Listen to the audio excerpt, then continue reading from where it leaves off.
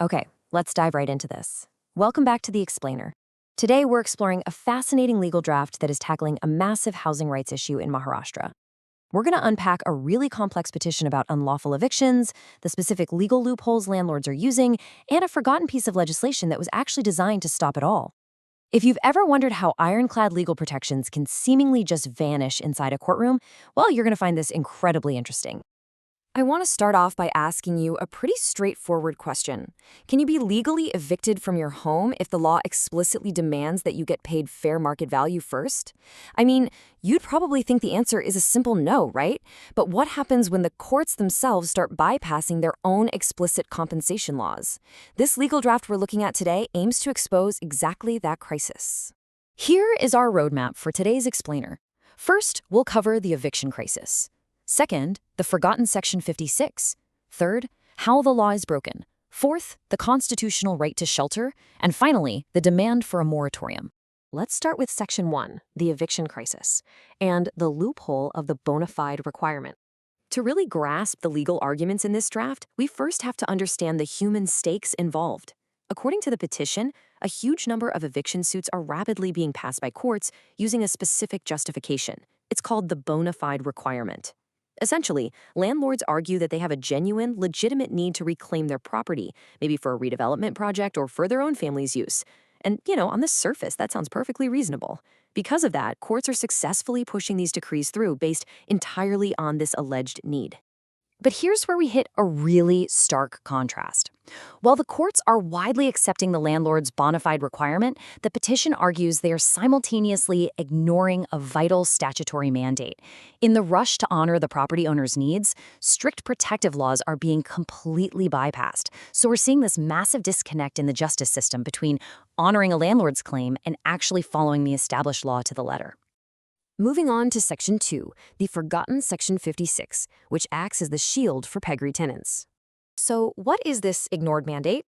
It's Section 56I of the Maharashtra Rent Control Act from 1999, and it expressly requires that absolutely no eviction of protected peggery tenants shall be ordered without fair compensation. We're talking about the market value of the tenancy rights plus relocation benefits. Before a tenant can legally be asked to pack up their life and leave, this compensation is an absolute non-negotiable precondition, period. So why did lawmakers write it this way in the first place? Well, the draft outlines the legislative intent beautifully. Back in 1999, the Maharashtra legislature enacted Section 56 specifically to protect long-standing vulnerable tenants, particularly those living in older, dilapidated buildings. The whole point of the section was balance. It recognized the landlord's right to pursue redevelopment, sure, but it balanced that by ensuring tenants are compensated fairly first. The source argues that allowing evictions without this pay completely guts the social welfare objective of the entire act. That brings us to Section 3, how the law is broken through ongoing judicial violations. Okay, so if the law is that clear, how is the system failing so badly? The legal draft points to some specific, almost true crime-style loopholes that are being actively used to bypass Section 56. We're talking about landlords actively misrepresenting the size or nature of the premises. They are concealing their true financial status and completely failing to offer or deposit that mandatory market value compensation. Essentially, the petition claims they are just exploiting the fact that a lot of vulnerable tenants simply don't know their own legal rights.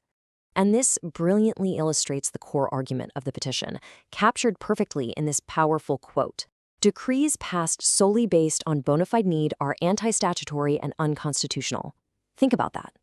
When a court looks only at the landlord's genuine need, but completely fails to check if they've deposited the mandatory compensation, it's a total breakdown of justice. It renders the entire decree anti-statutory.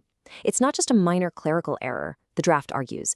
It is a fundamental violation of the very law the courts are supposed to uphold. Next is Section 4, the constitutional right to shelter, weighing Article 21 against Article 300A. The authors of the petition really escalate the stakes here by looking at how two major constitutional articles clash. On one side, we have Article 21, which guarantees the fundamental right to life and dignified housing. On the other side, pitted directly against it, is Article 300A, the right to property. Every single eviction case under this loophole essentially weighs a tenant's fundamental right to keep a roof over their head against a landlord's right to utilize their own property. And the legal draft resolves that clash firmly. Under our constitutional framework, the right to property is strictly subordinate to the fundamental right to life and shelter.